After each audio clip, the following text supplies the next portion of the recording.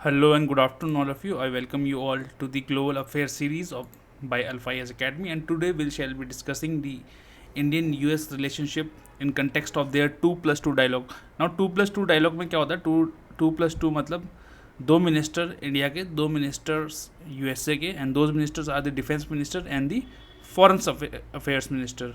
Now this the we will talk about these two guys, but this guy has also taken the place, and ये अपने भाई लोग तीनों world bosses कह सकते हो आप इन्हें.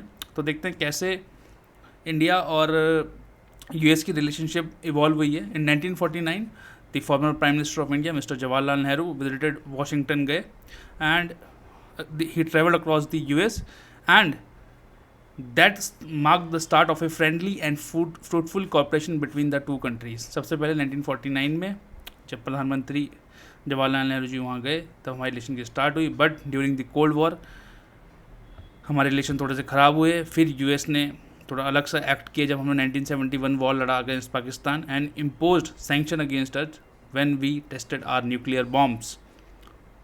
फिर लेकिन जब 21st सेंचुरी 2000 जब अटल बिहारी वाजपेयी जी आए 2001-2002 के टाइम पे, और रिश्ते अच्छे होते गए, और 2008 में इंडिया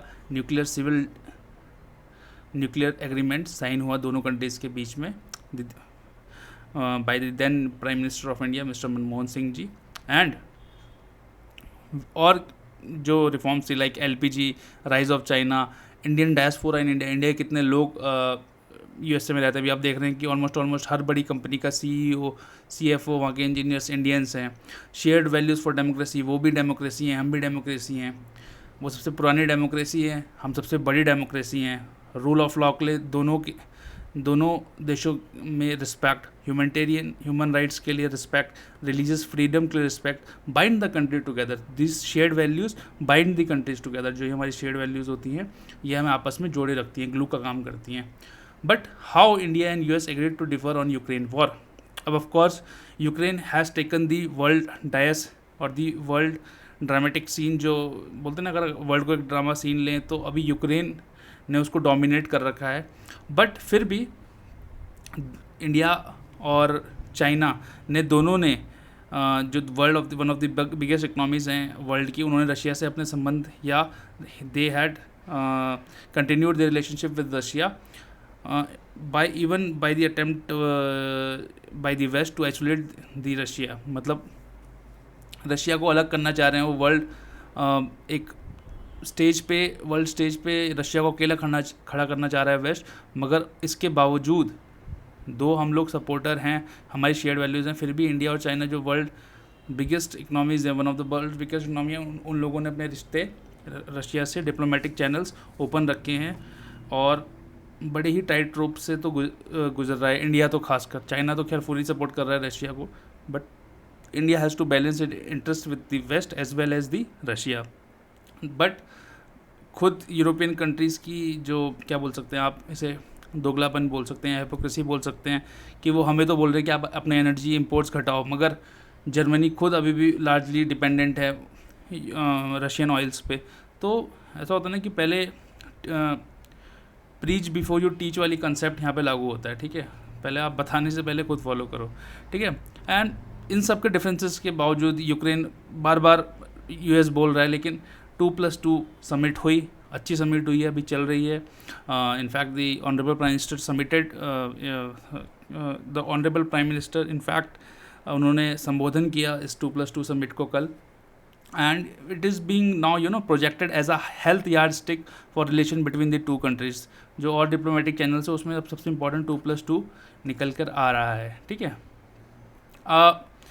अभी हम लोगों ने वहाँ पे फिर फोकस जो सबसे ज़्यादा था वो इंडो पैसिफिक इकोनॉमिक फ्रेमवर्क पे था. देखो यूएस और इंडिया, देखो सबको जो है ना इकोनॉमिक इंटरेस्ट से चलता है. ठीक है, इंडिया और यूएस दोनों का जो इंटरेस्ट है वो चाइनीज़ डोमिनेंसी को कम करने का है, प्लस इंडो पैसिफिक रीजन में इसको पीसफुल रखने का है. ठीक है, इनफैक्ट जापान भी इसमें इंक्लूड हो जाता है. इसके बाद जब हमारी 2+2 मीटिंग होगी वो जापान से होगी, और वो इंडिया के लिए बड़ा इंपॉर्टेंट है. इनफैक्ट अभी जो सीज़न चल रहा है, we would call it a season for careful and adroit diplomacy. Adroit मतलब skilful diplomacy, because India is, I told you that India is walking a tight rope between the west and to balance it interest with the Russia.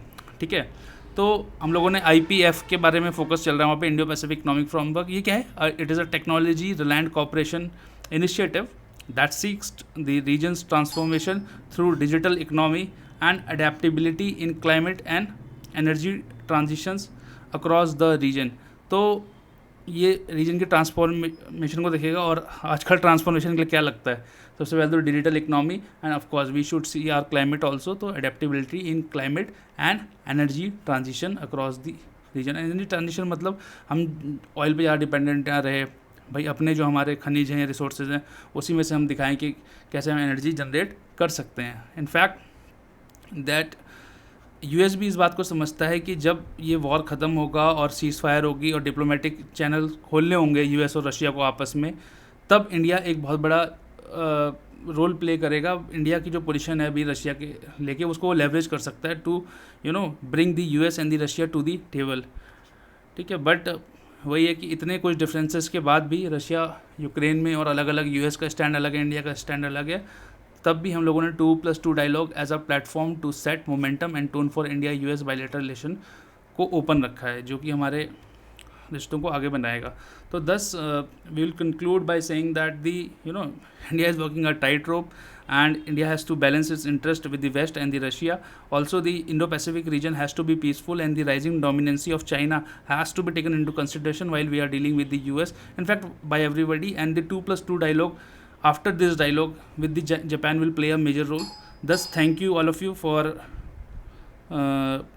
seeing, watching, and I wish you a good health. Keep smiling. Take care. Bye bye. See you.